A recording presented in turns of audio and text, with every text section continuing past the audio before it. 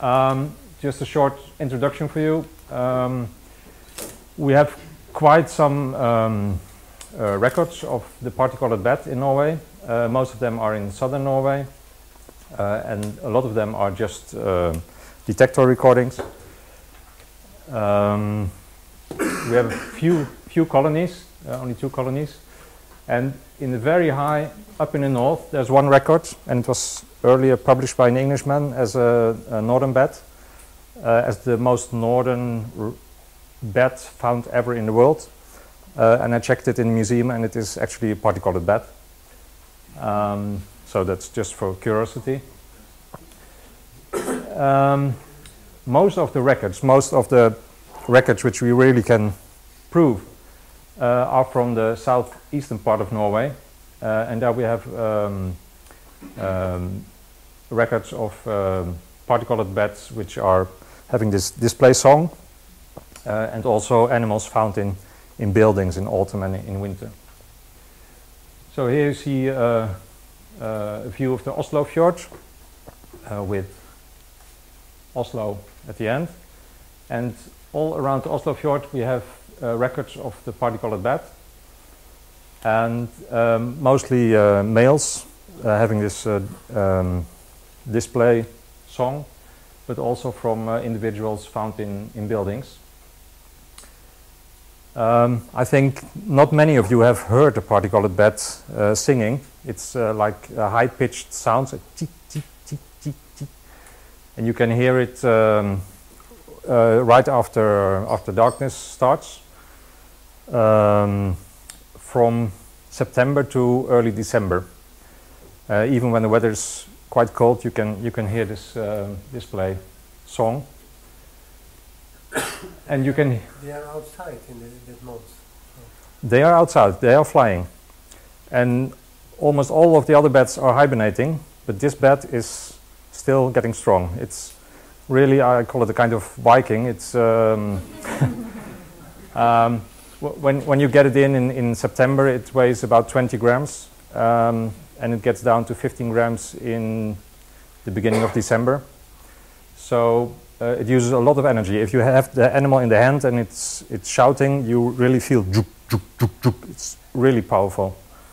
So it's quite impressive behavior. And you can hear this this sound close to high buildings. Probably some of you recognize this building from the Nobel Peace Prize ceremony. It's a town hall in Oslo. But more common around high flats, 13 floors, 8 floors. Hospitals are also very common. But even silos on the coast, you can hear it. And those buildings are, some of them are in the city of Oslo, but most of them are on the slopes to the fjord. Like these buildings here, and the buildings here slightly further away from the shore. There you can hear the song of the party-colored bed. As I said, I have this bed care center, and each year I get in party-colored beds as well from, well, it depends, from August to February approximately. I get in animals, and they eat quite a lot. Very strong animals. Here's an example from the city of Oslo, where a bed was hanging just on the outside of the window. Notice the details. Here you see the bed from inside the building, and it was just hanging there for a few days without any reason, so it wasn't active during the night. So I don't know what the purpose of that was, but quite common. You found it on balconies on the highest floor. I'm sorry. Here was one found in a bucket, and yeah, this was found in the living room. 2 girls, an old lady on the 13th floor, 82 years old, found the bed and was not afraid. Actually, it was found here in this pot. Yeah. But you can also find it behind structures on the wall. It's quite a social study to visit all these places and these people.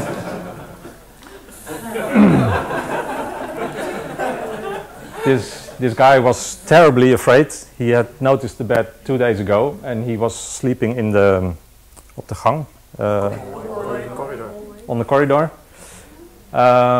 because he was so afraid. And I found the bed quite quick and put it in a bag. And then I started talking about the bed, and I said, as you can see, he's a football fan. And I asked him, how do you want to call the bed? What name do you want to give the bed? And then he said Enga, which is the name of his supporter club. And then he was totally happy with the bed.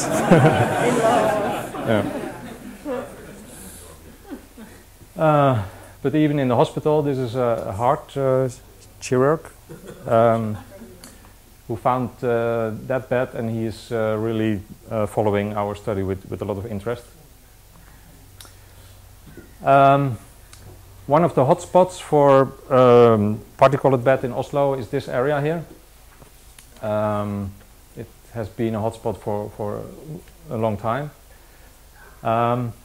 And especially the right corner here, there are buildings where you can find them, where you can hear them, but also where a lot of my casualties come from.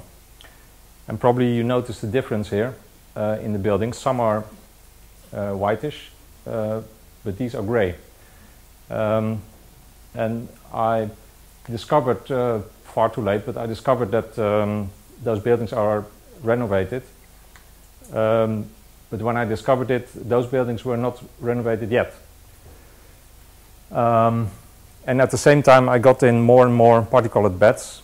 So I got concerned, and I wondered if the increase in numbers was caused by the renovation work.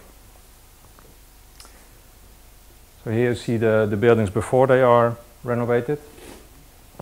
There were a lot of holes and crevices in the walls, and this is the way the buildings look after they were renovated.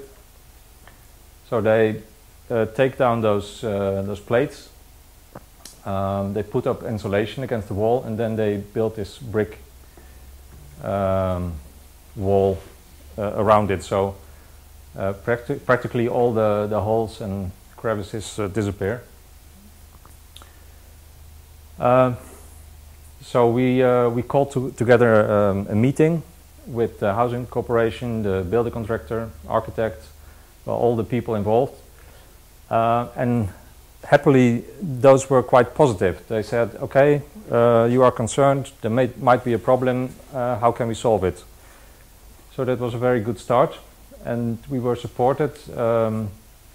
When I say we, it's Kathrin Bogelsack and me, who are both consultants. So we were involved to have a better look at this. That was last autumn when we started the dialogue, and rehabilitation was planned to finish this summer. So we had very little time left.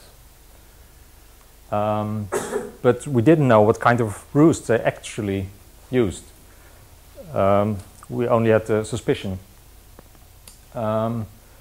But there was not much time, so we wanted to find out what kind of roosts are they using. But at the same time, we had to create alternative routes, because otherwise it would be too late.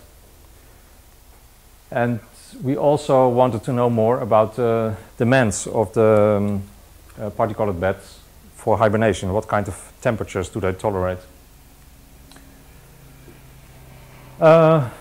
So we had a look at the literature and found very little information. Everybody knows that they have this display flights around high buildings, but how do the roosts actually look like? Nobody knows. We don't even know if those roosts, which they apparently use, are just autumn mating roosts, or also hibernation roosts. Do they have different roosts, a mating roost and a hibernation roost, or is it the same? It means a lot for how alternative roosts must be created. I have winter records from tall buildings, so at least a part of the party-colored beds are hibernating in the buildings. So they show up in winter, in January, February, when it's -20 outside. But also from ordinary low houses. So the solution was to use some telemetry to find out what the beds are doing. But unfortunately, the funding for the telemetry came quite late. It came at the end of the autumn. So we hadn't much time left. But happily, there were at least 2 beds found during construction work. They were found underneath this aluminium sheet, certainly English name for it. Aluminium flashing. Aluminium flashing, okay. One flew away and the other one was caught by the worker. All the workers were involved or informed that there was a project going on. So he caught it, and I was called and I took it home. And then 1 week later we released that bed with a transmitter on it. It was in the beginning of December, so quite late. It was, and the bed flew around, and then it had a break for half an hour in this church. From this church I already had a party-colored bed 2 years ago. So this might be a potential hibernating place. But then after 20 minutes, half an hour, it flew back and it landed on the 13th floor of the highest building. And the signal came from that place during 3 or 4 weeks. So the 31st of December, the signal died, but either the bed had loosed its transmitter there or it was really hibernating at that place. So that was at least some information. Parallel, we tried to create alternative roosts. Again, there was not much to find in the literature. And we called the box producers, like Erik also has done several times. And they are selling these stones, a lot of them in Germany. But nobody knows what happens afterwards, or at least it's not published. We are in contact with a guy from northeastern Germany, and he has quite some information, but he hasn't published it yet. Not with party-colored beds, but with nocturals in buildings, amongst others, and pipistrelles. And then, of course, do those boxes suit the Norwegian climate? Because it can get -20, -30 degrees during several weeks, during winter time. We couldn't install those boxes wherever we liked, because there were limitations by the architecture and building demands, of course. So there had to be a compromise. What we ended up with is installing the bed boxes in the elevator houses on top of the buildings. We would have liked to have them on the front, where it goes steep down, but that wasn't allowed. So we put them on the side, but very close to the edge, because party-colored beds, they like to have quite a height when they fly from the roost. They need some airspace to get a good start of the fly. But the positive thing here was that it was also easy to check for us that when they are placed like this. Could you not have the entrance to the back box on the side of the box, so it is over this side of the building? Once more. the entrance to the bat box at the back goes in, Yes. you could have the entrance on the side of the box, so the entrance is overhanging the side of the building. It wasn't allowed to have that. No, the bat box could still be there, Yeah. but the entrance on this side. Yeah, but that wasn't allowed either, because they were afraid of rain and droppings, and that you get a track of water or droppings on the front. Yeah. But so last year we used 2 bed boxes. This is a so-called winter box from Schwekler with a more insulating material of concrete. But strange enough, the back is open. So actually, it's meant that you open the back and that the bed can entrance the cavity behind the wall. And this is the summer box from Schwekler. So here you see where they were placed, and also inside the wall. So we put insulation behind the winter boxes, and then you have air, and then insulation, and then the wall starts. Yeah. But the boxes were quite late installed in the walls. So in the meantime, we wanted to know what kind of temperatures do you get in these elevator or behind these elevator walls. So we bought data loggers, which are quite small, and put them in those small yeah, for ventilation, holes for ventilation.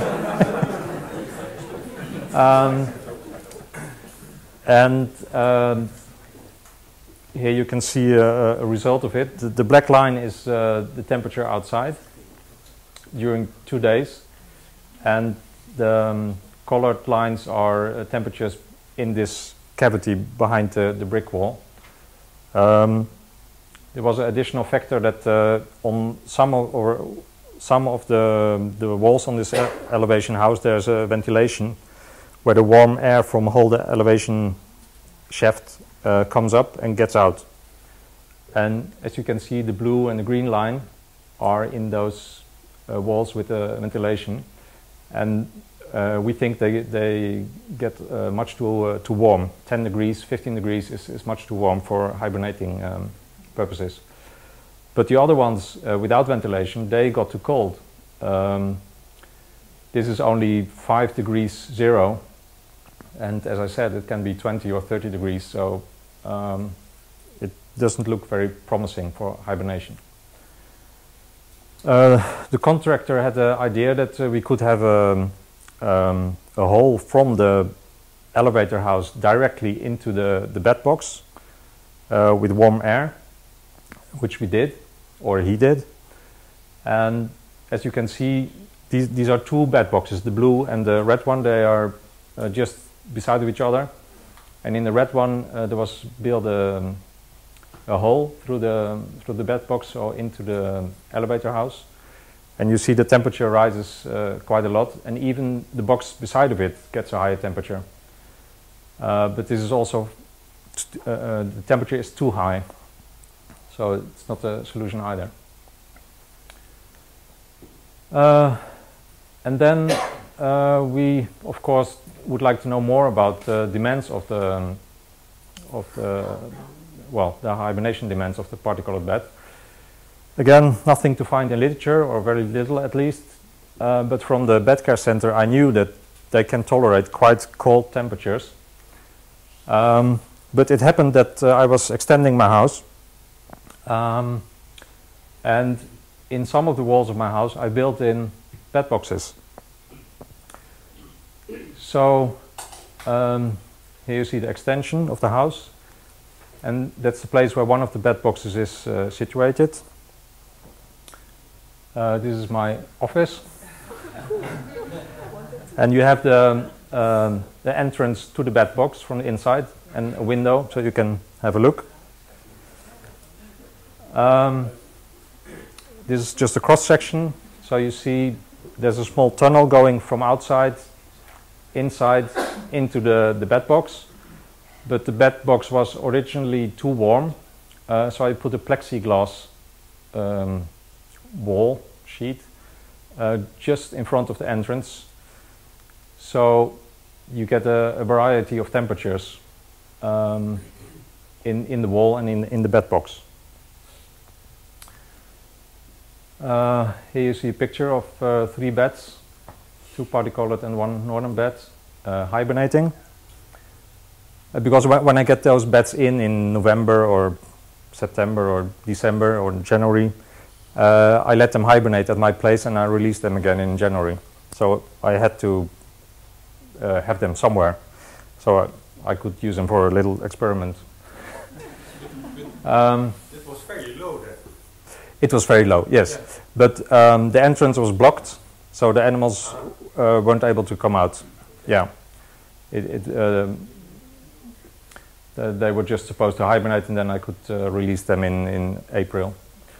In the bed box, I put also temperature loggers on regular distances, and I put some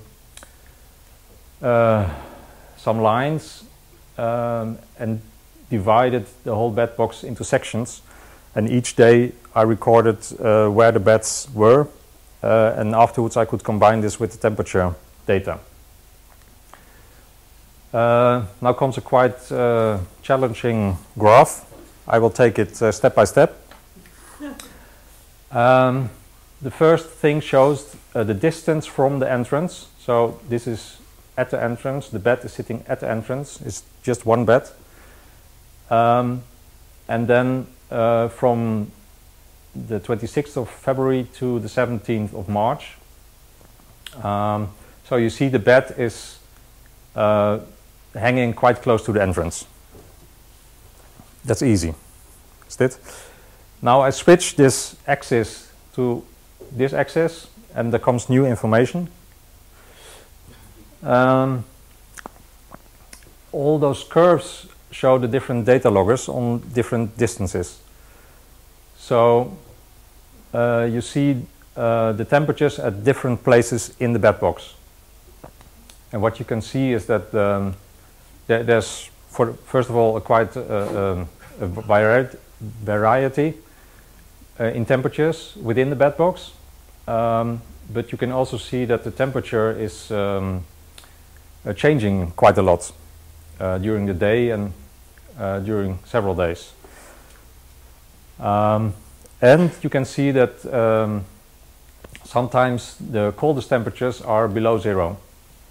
So it gets even to -4 in the bed box.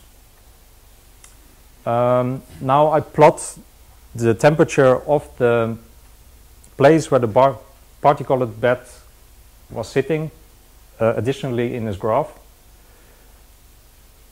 And what you see is that the temperatures where the party-colored bed is are almost always the coldest places in the bed box.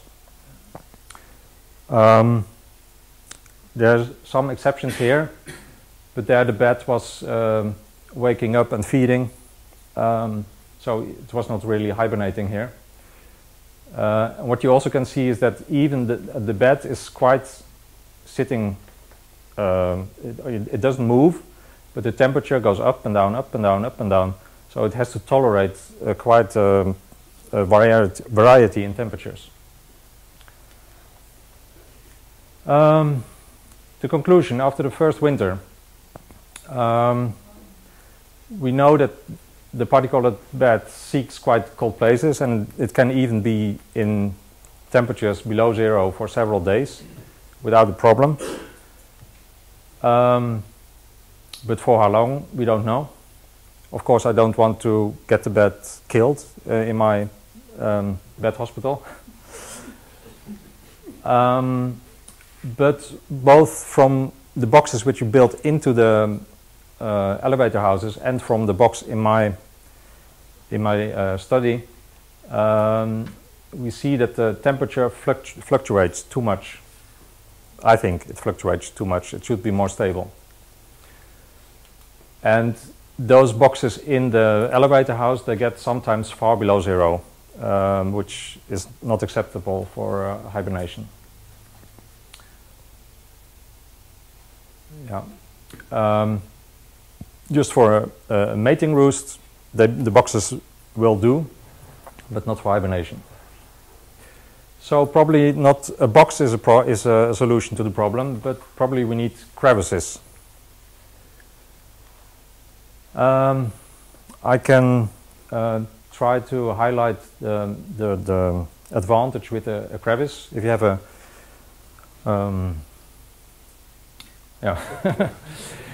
if you should have a crevice going from the outside inside the building, which is 4 or 5 meters long, then you have a rather cold temperature on the outside, but when you get inside the building, it gets warmer and warmer.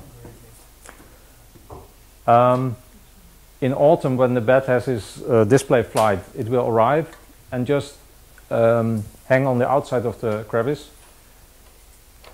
And in the early morning, it will have been cooled down. It goes into hibernation or torpor. But in the afternoon, the sun warms up the place a little bit. And then in the evening, the bat warms up as well, or even more. And it starts its display flight. That would be a normal use for display function. And such function you can have in a box. That's no problem. Such temperatures you can have in small boxes. But when fall comes and winter as well, it gets colder and colder, and the bat has to move inside. But it can move inside, and it can find its optimal temperature inside the crevice. When it gets warmer, it can actually choose along this gradient where it wants to be, and in April it can even sit on the outside and get warmed up by the sun, and then leave for the maternity colonies. This kind of variation in temperature you can't have in a box, in a little box. So we don't think the boxes are the solution. We think the crevice is the solution, and actually there are crevices in the old buildings going from the top to the bottom. You can see them here on the elevator houses, so they go from the outside of the building inside the building, here as well. And we have observations from people, workers, which could mean that the bats actually use those crevices for hibernation. But unfortunately we weren't allowed to maintain those crevices. They were, they disappeared. So we were summer this year. We installed some additional bat boxes, but now we used another tactic, and we installed entry boxes, so the bats can just enter the wall. So this is the entrance, and it comes out here, and then it can have access to the wall cavity, and then it has a wider temperature range to choose. Last year we weren't allowed to do that, but this year the people were more positive and said it is okay. We also made some bigger boxes. We adapted some of those entrances and made, it's actually quite similar to your construction here.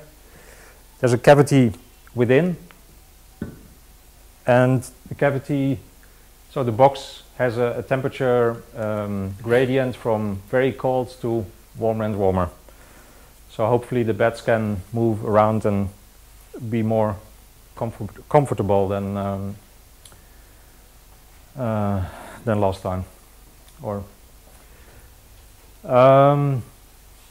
at this point, none of the boxes had been used by bats because they were all already hibernating when the boxes were installed. So now in autumn we were very excited to check if the boxes would be of use. We tried with an endoscope and a mirror, but it's not always easy to see, to have a good view in the boxes. So that wouldn't help. What we did is we put small sticks in the entrance, and they disappeared. And they disappeared and disappeared again. It could be magpies, or it could be great tits, or whatever. We put up a camera in front of it, but until now we haven't recorded anything. So,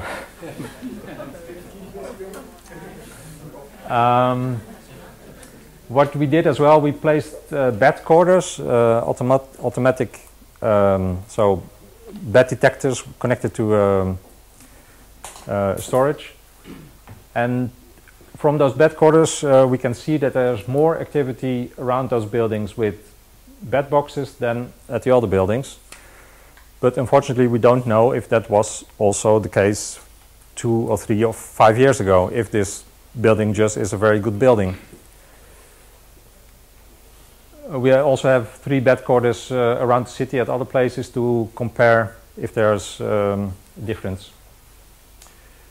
This I couldn't find the English word for. You have those small lights which from Fisher Tags. purposes. The tags, the light tags. Light tags which you put on the back of the bat, and we have we want to put those lights on some particulated bats and release them and look what they actually are doing. So because we don't know what they, or nobody knows what they are doing when they have this display flight.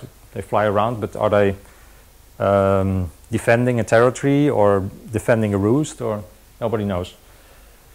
But we haven't managed to caught some bats yet, unfortunately. Unfortunately, there was no more money for telemetry, so we couldn't use that function either. So we continue with our research and hope to, we shall of course observe the temperature in the bat boxes, and also at my study, observe the behavior of the bats, and hope we can present some results later on.